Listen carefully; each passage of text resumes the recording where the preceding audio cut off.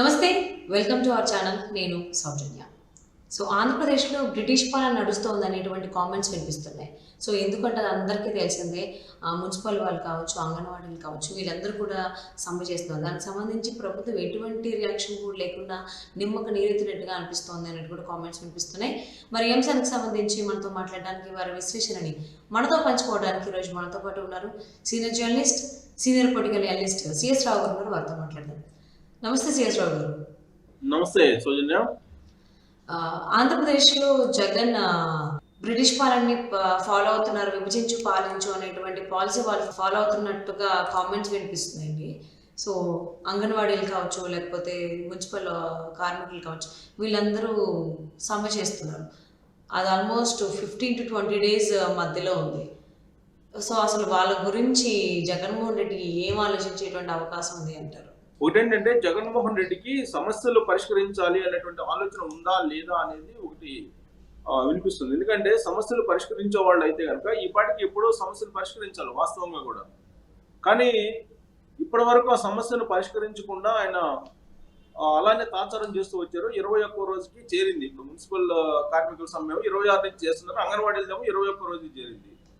జగన్మోహన్ రెడ్డి అనాదిగా కూడా అతని మీద ఒక అభియోగం ఉంది. అతని మీద ఒక అభియోగంతో పాటు ఒక రకమైనటువంటి ఆరోపణలు ఉన్నాయి. రాజారెడ్డి రాజ్యాంగాన్ని అమలు చేస్తూ ఉన్నారు. ఆ రాజారెడ్డి ఏమో బ్రిటిష్ వాళ్ళ దగ్గర పనిచేశారు. బ్రిటిష్ తరహా ఆలోచనలు ఉంటాయి అనేది తెలుగుదేశం పార్టీ కానీ జనసేన కానీ వీళ్ళందరూ విపక్షాలు తరచూ ఆరోపించేటువంటి మాట వాళ్ళ మీద. సో బ్రిటిష్ తరహా పాలన అంటే ఏంటంటే భారతీయుల్లోనే విభజించు పాలించు అనేటువంటి అంటే విభజించారు అనమాట. రకరకాలుగా మతాల ప్రాతిపదికన, కులాల ప్రాతిపదికన విభజించి వాళ్ళ ప్రభుత్వాన్ని అప్పట్లో ఉన్నటువంటి పరిపాలనను బ్రిటిష్ వాళ్ళు నిలుపుకునేటువంటి ప్రయత్నం చేశారు. సేమ్ అదే తరహాలో ఇప్పుడు ఆంధ్రప్రదేశ్ లో కూడా విభజించు పాలించు అనేటువంటి ఒక సూత్రాన్ని జగన్మోహన్ రెడ్డి అమలు చేస్తున్నారు అనేది తెలుగుదేశం పార్టీ, జనసేన ఆరోపిస్తున్నటువంటి మాట. సో దానికి బలం చేకూరేలా ఇప్పుడు జరుగుతున్నటువంటి పరిణామాలు కనిపిస్తున్నాయి. ఏం పరిణామాలు కనిపిస్తున్నాయి? అంగన్వాడీలో 21 రోజుల నుంచి వాళ్ళు రకాలుగా వివిధ రూపాల్లో సమ్మె కొనసాగిస్తూ ఉన్నారు. అట్లీస్ట్ వాళ్ళని పిలిచి మాట్లాడాలి. సరే 1-2 సందర్భాల్లో పిలిచి మాట్లాడినప్పటికీ కూడా వాళ్ళు ఏదైతే ప్రధానమైనటువంటి డిమాండ్లు ఉంచారో అవి తప్ప మిగతావన్నీ కూడా వాళ్ళు ఓకే అన్నారు. అంటే మిగతావన్నీ ఏంటి? మిగతావన్నీ ఇప్పుడు భారం పడకుండా ప్రభుత్వానికి ఉండేటువంటి సమస్యల మీద ఓకే అన్నారు. రిటైర్ అయిన తర్వాత ఏదో అంగన్వాడీ వర్కర్స్ కి 50,000 ఇచ్చేది 1,00,000 రూపాయలు ఇస్తాము. అలాగే అంగన్వాడీ హెల్పర్స్ కి 20,000 ఇచ్చేది 40,000 ఇస్తాము. అలాగే ఆరోగ్యశ్రీ కింద వాళ్ళకి ట్రీట్మెంట్ చేపిస్తాం. ఇలాంటివన్నీ కూడా ఏదో తూతూ మంత్రంగా వాళ్ళకి సమస్యలు పరిష్కరించామని చెప్తూ ఉన్నారు. బట్ ప్రధానమైనటువంటి డిమాండ్లు వాళ్ళది ఏంటి? మా గౌరవ వేతనం పెంచాలి అనేది, ఇంకా సుప్రీంకోర్టుకు సంబంధించినటువంటి తీర్పులు అమలు చేయాలి అనేది వాళ్ళ డిమాండ్. సో ఈ నేపథ్యంలో వాళ్ళని దాదాపు 3-4 సార్లు పిలిచి మాట్లాడి మంత్రిగా ఉన్నటువంటి బొత్స సత్యనారాయణ అనే టీము ఏదో ప్రయత్నం చేసిన తప్పితే వాళ్ళ సమస్యలు పరిష్కరించలేదు. అయితే పరిష్కరించకపోగా వాళ్ళు ఏం చేశారు? ఇప్పుడు ఉన్నటువంటి ఈ అంగన్వాడీలు అందరూ కూడా వామపక్ష భావజాలంతో కూడినటువంటి సమస్యలకు అనుబంధంగా ఉన్నారు. కాబట్టి ఈ వామపక్ష భావజాలం ఉన్నటువంటి వాళ్ళని ఎంకరేజ్ చేయకూడదు. వీళ్ళంతా కావాలని విపక్షాలు వాళ్ళ మీద, ప్రభుత్వం మీద రెచ్చగొట్టేటువంటి ప్రయత్నం చేస్తున్నారు. ఇదంతా కూడా కుట్రపుట్టమైన రాజకీయం చేస్తున్నారని చెప్పేసి అక్కడ కులాల ప్రాతిపదికన, మతాల ప్రాతిపదికన విభజించి ఇప్పుడు ఐక్యత లేకుండా చేసినటువంటి ప్రయత్నం అంగన్వాడీలో చేస్తున్నారు. సేమ్ అదే తరహాలో 26వ తారీఖు నుంచి సమ్మె దిగినటువంటి మున్సిపల్ కార్మికులతోటి ఇవాళ చర్చలకు ఆహ్వానించారు. సో వాళ్ళని కనీస వేతనం 26,000 ఇవ్వాలి అనేటువంటి ఒక డిమాండ్ చేస్తూ ఉన్నారు మొదటి నుంచి కూడా మున్సిపల్ కార్మికులు. సో 26,000 ఇవ్వాలి అని చెప్పి డిమాండ్ చేస్తున్నప్పుడు వాళ్ళు పిలిచి మాట్లాడాలి. ఇప్పటికే చర్చలు జరపాలి. ఎప్పటి నుంచో వాళ్ళు ఈ డిమాండ్ చేస్తున్నారు. అయితే సమ్మెకి దిగేంత వరకు కూడా వీళ్ళు దానికి పరిష్కారం చూడకుండా ఇప్పుడు 26వ తారీఖు నుంచి సమ్మె దిగినటువంటి క్రమంలో పారిశుద్ధ్యం లోపించింది. ఆంధ్రప్రదేశ్ వ్యాప్తంగా కూడా పారిశుద్ధ్యం లోపించింది. దీంతో ఇవాళ తొలి విడత చర్చలకు పిలవడం జరిగింది. సో సేమ్ ఇప్పుడు కూడా ఈ మున్సిపల్ కార్మికులకు సంబంధించినటువంటి సంఘాలు ఏదైతే ఉన్నాయో, వివిధ సంఘాలు ఉంటాయి. ఈ సంఘాల మధ్య లీడర్లు ఎవరైతే ఉన్నారో కులాల ప్రాతిపదికన వాళ్ళ మధ్య అంతరం క్రియేట్ చేసేటువంటి ప్రయత్నం చేస్తున్నారు అనేది మున్సిపల్ కార్మికుల్లో ఉండేటువంటి ఒక వర్గమే చెప్తూ ఉంది. సో గతంలో కూడా ప్రభుత్వ ఉద్యోగులు అలాగే టీచర్లు సమ్మె చేసినప్పుడు కూడా ఇదే తరహాలో సిపిఎస్ రద్దు చేయకుండా వాళ్ళు జిపిఎస్ అనేది అమలు చేసి సిపిఎస్ రద్దు కోసం వాళ్ళు ధర్నాలు చేయకుండా, సమ్మె చేయకుండా విభజించి పాలించారు. కులాల ప్రాతిపదికన, మతాల ప్రాతిపదికన విభజించి పాలించడంతో పాటు ఈ కొంతమంది ఎవరైతే కార్మిక సంఘాలు, లేదంటే టీచర్ సంఘాలు, ప్రభుత్వ ఉద్యోగ సంఘాలు వీళ్ళు ఎవరైతే ఉన్నారో వాళ్ళకి కొన్ని బెనిఫిట్స్ కలగజేసి తెర వెనుక వాళ్ళని సైడ్ ట్రాక్ పట్టించి విభజించి పాలించేలాగా ఇప్పుడు అందరు కార్మికులు ఒకవైపు, ఆ కార్మిక సంఘాల నాయకులు ఇంకొక వైపు అన్నట్టుగా తయారు చేసింది ఈ అంటే ప్రభుత్వం సిఎస్ రావు గారు విపక్షాల నుంచి వస్తున్న ఆరోపణ. ఇంతకు ముందు కూడా బొత్స సత్యనారాయణ గారితో వీళ్ళందరూ మంత్రాలు జరిపారు కదా, వీళ్ళందరూ మీట్ అవ్వడం జరిగింది. సో అవి విఫలం అవడం, ఆ నెక్స్ట్ ఎమ్మెల్యేలని ముట్టడిస్తామని చెప్పేసి అని అంగన్వాడీ టీచర్లు కావచ్చు వాళ్ళందరూ కూడా చెప్పడం జరిగింది. సో ఇప్పుడు మళ్ళీ వాళ్ళతోనే అంటే లాస్ట్ టైం ఎవరినైతే కలిశారో బొత్స సత్యనారాయణ గారిని, సత్యల రామకృష్ణ గారు కూడా ఉంటారు ఆ మీటింగ్లో. సో వాళ్ళని కలిసేటువంటి అవకాశం ఉందా, లేకపోతే ఇప్పుడు సీఎం జగన్మోహన్ రెడ్డిని వీళ్ళు కలిసేటువంటి అవకాశం ఉంది అంటారు? జగన్మోహన్ రెడ్డి ఎట్టి పరిస్థితుల్లో కలిసేటువంటి అవకాశం ఈ కార్మిక సంఘ నాయకులకు కానీ లేదంటే కనీసం ఎమ్మెల్యేలకు కూడా లేదు. అలాగే ఆ ఫుడ్ కార్పొరేషన్ చైర్మన్ గా ఉన్నటువంటి చింతా ప్రతాప్ రెడ్డి అని అతను ఉన్నాడు, విజయ్ కుమార్ ప్రతాప్ రెడ్డి అని. ఆయన కూడా అంగన్వాడీలకు నేనే సమస్యలు పరిష్కరిస్తాను, నేను జగన్మోహన్ రెడ్డితో మాట్లాడతాను అన్నాడు. ఆయనకే ఇంతవరకు అపాయింట్మెంట్ దొరకలా. సో కాబట్టి అక్కడ ఎమ్మెల్యేలకే దొరకనటువంటి పరిస్థితి అపాయింట్మెంట్, కార్మిక సంఘ నాయకులకి అసలు అపాయింట్మెంట్ దొరికేటువంటి అవకాశం లేదు. జగన్మోహన్ రెడ్డి నేరుగా చర్చ జరిపేటువంటి ఛాన్సే లేదు. ప్రభుత్వ ఉద్యోగులు, సచివాలయ ఉద్యోగులు సమ్మె చేసినప్పుడు కూడా జగన్మోహన్ రెడ్డి కలవలేదు. చివరి నేషన్లో ఒకసారి 1-2 సార్లు కలిసి తప్పితే, అది కూడా ముక్కుసూటిగా నామకే వాస్తే కలిసి తప్పితే వాళ్ళతో చర్చలు అయితే జరపలేదు.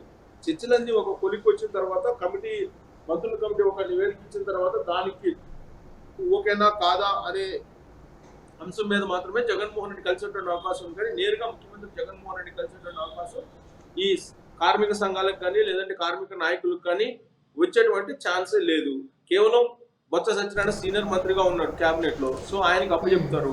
ఆయనకు అప్పచెప్తే ఆయన ఇప్పటికే ఆల్రెడీ తెలియజేశారు, ఎట్టి పరిస్థితుల్లో మేము గౌరవ వేతనం పెంచేటువంటి ఆస్కారమే లేదు. సుప్రీంకోర్టుకు సంబంధించినటువంటి నిర్ణయం అనేది కోర్టులో ఉంది, ప్రభుత్వ పరిధిలో లేదు. కాబట్టి మీరు ఇచ్చేది ఇంతే, తీసుకోండి లేదంటే లేదు, అంటే మీకు చేత ఏది చేసుకోండి అని చెప్పి ఇండైరెక్ట్ గా చెప్పడం జరిగింది. ఎప్పుడో చెప్పేసారు అంగన్వాడీలకి. సరే ఇప్పుడు కార్మిక సంఘాల వంతు వచ్చింది, మున్సిపల్ ఉద్యోగుల వంతు వచ్చింది. సో మున్సిపల్ ఉద్యోగులు కనీస వేతనం 26,000 ఇవ్వమంటున్నారు. సో 26,000 ఇచ్చేదానికి ప్రభుత్వం సిద్ధంగా లేనటువంటి పరిస్థితులు ఇప్పుడు చర్చలు ఎందుకు జరుగుతూ ఉన్నట్టంటే, ఆల్రెడీ ఇప్పుడు 6 లక్షల రూపాయల హెల్త్ కు సంబంధించినటువంటి బీమా ఇస్తామని చెప్పి ఒక హామీ ఇవ్వడం జరిగింది. బహుశా ఆ హామీతోటే ముగుస్తారు. మున్సిపల్ ఉద్యోగుల సంఘాలకు ఏం చెప్తారంటే 6 లక్షల ప్రమాద బీమా లేదంటే ఆరోగ్య సంబంధించిన బీమా ఇవి మాత్రం ఇస్తామని చెప్పి కంటి తుడుపు చర్యగా పంపిస్తారు. ఆ తర్వాత ఏం జరుగుతుంది అని అంటే, గతంలో జరిగినటువంటి అంశాలని నెమరు వేసుకుంటున్నారు కార్మిక సంఘాల నేతలు కూడా. ఏం చేస్తుంది, అక్కడ ఆల్రెడీ వర్గ ప్రాతిపదికన, కులం ప్రాతిపదికన, ప్రాంతం ప్రాతిపదికన కూడా ఇప్పుడు రాజకీయాలు చేస్తూ విభజించు పాలించు అనేటువంటి సూత్రాన్ని పక్కా బ్రిటిష్ పరిపాలనలో ఏం జరిగిందో అదే ఇప్పుడు చేస్తున్నారు అనేది ఇప్పుడు విపక్షాలు తొలగించి చెప్తూ ఉన్నాయి. సో తొలగించి చెప్తున్నప్పటికీ కూడా ఇప్పుడు ప్రత్యక్షంగా చూడటానికి ఈ కార్మిక సంఘ నేతలకు కానీ కార్మికులకు కానీ ఇప్పుడు ప్రత్యక్షం చూస్తున్నారు, వాళ్ళు అనుభవిస్తున్నారు. సో వాళ్ళు కూడా అదే చెప్తున్నారు, విభజించి పాలించడానికి చూస్తున్నారు. ఒకరికొకరి మధ్య ఏకాభిప్రాయం లేకుండా విభజించాలని చెప్పి చూస్తున్నారు, భేదాభిప్రాయాలు క్రియేట్ చేసినట్టు ప్రయత్నం చేస్తున్నారు అనేది కార్మిక సంఘ నేతలు కూడా చెప్తున్నారు, మున్సిపల్ కార్మికులు కూడా చెప్తున్నారు. అంటే సిఎస్ రావు గారు, ఎలక్షన్స్ ఆల్మోస్ట్ ఒక 2 నెలలు మాత్రమే గడువు ఉంది. వచ్చే నెల కంపల్సరీ నోటిఫికేషన్ వచ్చేటువంటి అవకాశం ఉంది. వితిన్ 2 monthsలో మనకు ఎలక్షన్ కోడ్ కూడా ఆంధ్రప్రదేశ్లో అప్లై అవుతుంది. కాబట్టి ఇప్పుడున్నటువంటి ఈ సిచ్యువేషన్లో ఏపీ ప్రభుత్వం ఇప్పుడు ఈ ఆశా వర్కర్లు కావచ్చు, అంగన్వాడీ టీచర్లు కావచ్చు, అలాగే మున్సిపల్ కార్మికుల్ని పట్టించుకోకుండా నిర్లక్ష్యంగా ఇలా వదిలేయడం, సమ్మె అనేది ఇప్పుడు 21వ రోజుకు చేరుకుంది అంగన్వాడీలకి అయితే మాత్రం. సో ఇప్పుడు ఇలా వదిలేయడం వల్ల ఈ ఎఫెక్ట్ అనేది ఆ ఎన్నికల మీద చూపించే అవకాశం ఉందా? ఇప్పుడు ఈ ఉద్యోగులు కానీ లేదంటే సర్వశిక్ష అభియానికి సంబంధించినటువంటి కాంట్రాక్ట్ బేస్డ్ ఉద్యోగులు కానీ లేదంటే అంగన్వాడీలు కానీ ఇప్పుడు చర్చలు జరుపుతున్నటువంటి మున్సిపల్ ఉద్యోగులు కానీ వీళ్ళందరూ ఇలాంటి చర్చలతోటే దాదాపు ఈ నెలాఖరు వరకు నడుపుతుంది ప్రభుత్వం. నాకు తెలిసినంత వరకు నేను ఎక్స్పెక్ట్ చేస్తున్న దాని మేరకు ఈ నెలాఖరు వరకు వీళ్ళతో చర్చలతోటి కాలయాపన చేస్తూ ఉంటారు. కాలయాపన చేసిన తర్వాత ఫైనల్ గా ఏం చెప్తారంటే, మమ్మల్ని మళ్ళీ ఇంకోసారి గెలిపించి మాకు అవకాశం ఇవ్వండి, మేము అధికారంలోకి మళ్ళీ రాగానే ఈ సమస్యలకు మేము పరిష్కారం చూపిస్తామని చెప్పి ఒక హామీ ఇస్తారు. ఒక హామీ ఇచ్చేటువంటి అవకాశం ఉంది. అంటే మళ్ళీ ఎన్నికల్లో గెలుపొందేటువంటి దానికి గెలుపొందడానికి మార్గం సుగమం చేసుకోవడానికి ఈ సమస్యల్ని మరింత తీవ్రతరం చేసి, వీళ్ళ సమ్మెను మరింత తీవ్రతరం చేసి డెఫినెట్ గా అధికారంలో రాగానే మీకు గౌరవ వేతనం పెంచుతాము, లేదంటే మీకు గ్రాడ్యుటీ ఇస్తాము అని చెప్పి అంగన్వాడీలకు చెప్పొచ్చు, చెప్పేటువంటి అవకాశం ఉంది. అధికారంలోకి వచ్చిన ఓకే. తర్వాత మళ్ళీ మాకు అధికారం ఇస్తే అని చెప్తారు. ఇప్పుడు ప్రస్తుతం ఉమ్, ఉమ్. ప్రభుత్వంలో భారం ఉంది కాబట్టి ఆర్థిక భారం ప్రస్తుతానికి మేము ఇవ్వలేము, మళ్ళీ అధికారంలోకి వస్తే ఇస్తామని చెప్పి అంగన్వాడీలు చెప్పొచ్చు. అలాగే మున్సిపల్ ఉద్యోగులకి 26,000 ఇవ్వాలి కనీస వేతనం అని చెప్పి వాళ్ళు డిమాండ్ చేస్తుంటే వాళ్ళకి 6 లక్షల రూపాయల ఆరోగ్య బీమాతో సరిపెట్టుకోవాలని చూస్తుంది. సో వీటితో పాటు అనేక డిమాండ్లు వాళ్ళు మున్సిపల్ ఉద్యోగులు పెట్టలేదు. వాళ్ళు పెట్టినటువంటి డిమాండ్స్ లో అవును. 2 డిమాండ్స్ కి కొంచెం ఓకే అనే అవకాశం ఉంది. మిగతా డిమాండ్స్ ఏం చెప్తారంటే విడుదల వారీగా మేము పరిష్కరిస్తాము, మమ్మల్ని మళ్ళీ గెలిపించండి అని చెప్పి వాళ్ళు ఒక కండిషన్ పెట్టి వెళ్ళేటువంటి అవకాశం ఉంది. అందుకే విపక్షాలు మొదటి నుంచి అదే చెప్తుంది, బ్రిటిష్ వాళ్ళు ఏ విధంగా అప్పట్లో పరిపాలించారో అదే తరహా పరిపాలనని ఎందుకు అమలు చేస్తున్నారంటే రాజారెడ్డి వారసత్వం జగన్మోహన్ రెడ్డికి వచ్చింది, ఆయన ఆలోచనలు ఆయన అలవాట్లన్నీ అని విపక్షాలు మొదటి నుంచి చెప్తున్నాయి. జనసేన పవన్ కళ్యాణ్ చెప్తున్నాడు, చంద్రబాబు నాయుడు కూడా చెప్తున్నారు. రాజారెడ్డి మానవీయ కోణం లేదు అనేది వీళ్ళు చెప్తున్నారు. సరే అది ఆయనకు ఉందా లేదా అనేది మనకు తెలీదు. సరే వీళ్ళు చెప్తున్న దాని ప్రకారం అయితే మాత్రం ఆయనకు మానవిక కోణం లేదు, కర్కశత్వంగా వ్యవహరిస్తూ ఉంటారు, విభజించి పాలిస్తారు. సో అదే తరహాలో రాజశేఖర రెడ్డికి రాలేదు కానీ జగన్మోహన్ రెడ్డికి వచ్చినాయి అని చెప్పి ఇప్పుడు చంద్రబాబు నాయుడు పవన్ కళ్యాణ్ చెప్తూ ఉంటారు.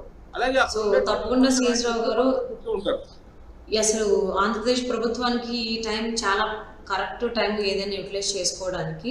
బట్ దాన్ని జగన్మోహన్ రెడ్డి ప్రభుత్వం ఉపయోగించుకుంటుందా, లేకపోతే ఈ 21 రోజులు ఎలా అయితే పట్టించుకోకుండా వదిలేశారో అంగన్వాడీ కావచ్చు, ఆశా వర్కర్లు కావచ్చు, అలాగే వాళ్ళతో పాటు యాడ్ అయినటువంటి మున్సిపల్ కార్మికులు కావచ్చు, ఏం చేస్తారేంటి, సమ్మె 21 రోజుతో ముగిసిపోతుందా, లేకపోతే ఇంకా ఎన్ని రోజుల వరకు వెళ్ళేటువంటి అవకాశం ఉంది అని చెప్పి వేచి చూద్దామండి. And thank you so much for spending your valuable time this.